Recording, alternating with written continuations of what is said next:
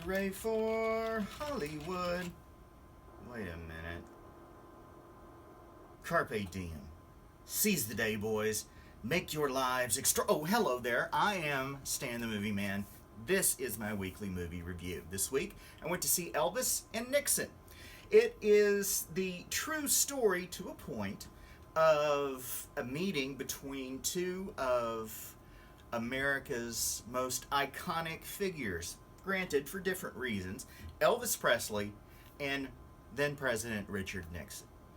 Elvis felt that the country was going to hell in a handbasket because of radical groups and drugs, which is ironic since Elvis was addicted to so many different prescription drugs, which I'm sure he saw as something completely different because a doctor wrote those prescriptions. Anyway, Elvis writes a letter to Nixon, and he wants to meet up with the president and be given a badge making him a federal agent at large. Elvis's plan was to infiltrate himself in various groups because undercover, I might add, because he could really fix up the way he looked with his clothes and his hair and such, and work for the federal government to try to break up these groups. Nixon at first didn't want to meet him,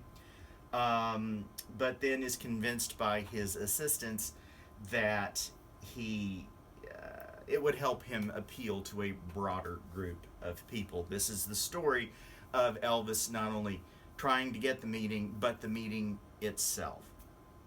And much of it is speculation, because this was at a time when Nixon wasn't recording everything going on in his office.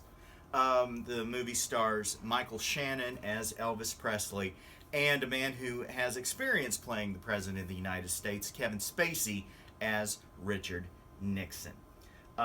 It's also the story of the relationship between a couple of Elvis's assistants, friends, cohorts, a guy named Jerry Schilling, played by Alex Pettyfer, and Sonny, played by Johnny Knoxville. The movie is a lot of fun. It is just a big, goofy lark as Elvis, who at times is philosophical and at times utterly clueless about the way the world works, tries everything he can to get in to see the president. It's just a hugely fun and goofy movie.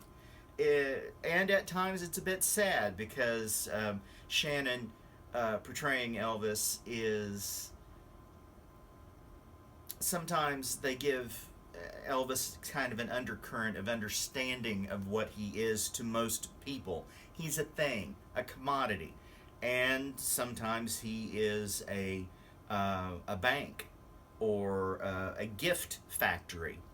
And Elvis apparently understands this to some degree, but he can't help himself in regards to telling people he'll buy them things in order to buy their friendship or love, because that's just how he lives his life now.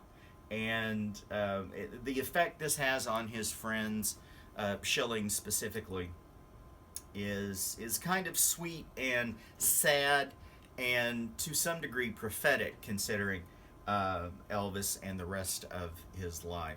It is, and Kevin Spacey is just terrific as Nixon. He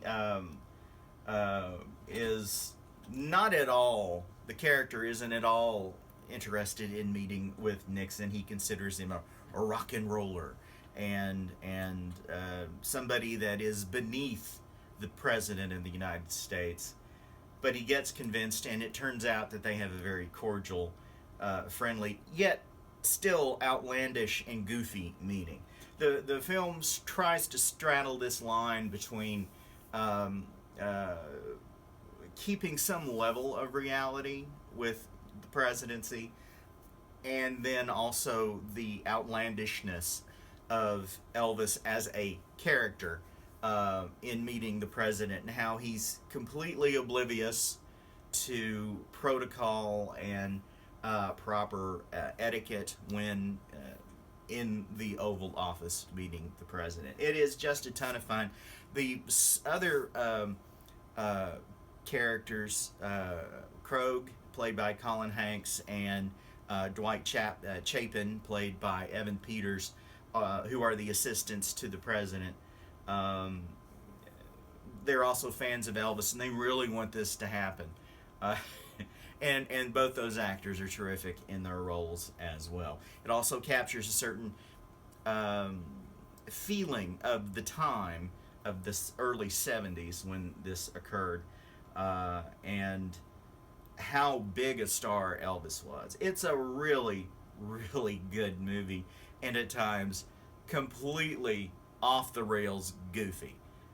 And that was a good thing. I really enjoyed the film. I'm giving it 5 stars. Go to StanTheMovieMan.com to read my complete review. You can also follow me on Twitter at MovieManStan. Yes, I said I was on Anchor as Stan the Movie Man. I haven't been very active on Anchor, and if you've been looking for me or wondering what's up with that, well, it's just something else I have to find time to do. So my apologies on that. I'll try to be better. You can also send emails to me, stanthemovieman@comcast.net. Till next time, toodles.